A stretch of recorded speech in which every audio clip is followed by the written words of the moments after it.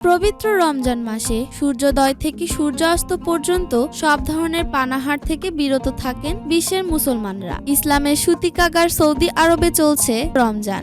বাংলাদেশে আজকের রোজার সময়কাল প্রায় ১৩ ঘন্টা, অর্থাৎ দিনের প্রায় অর্ধেক সময় রোজাদাররা আল্লাহর নির্দেশ অনুসারে আহার থেকে বিরত থাকছেন।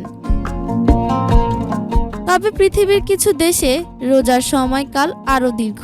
সুইডেনের কিনুরায় মুসলমানরা ২০ ঘন্টা ৩০ মিনিট রোজা রাখেন, কারণ সেখানে সূর্য খুব অল্প সময়ের জন্য দিগন্তের নিচে যায়। একইভাবে নরওয়ের মুসলমানদেরও ২০ ঘন্টা ৩০ মিনিট রোজা রাখতে হয়। ফিনল্যান্ডের রাজধানী হেলসিঙ্কির মুসলমানরা এবছর ১৯ ঘন্টা ৯ মিনিট রোজা পালন করছেন।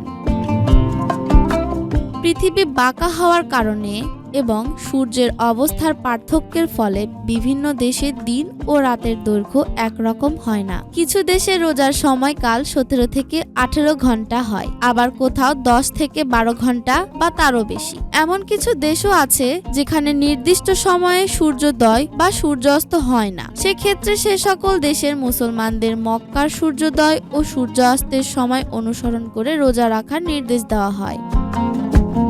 আরশি আলম, আরসি টিভি।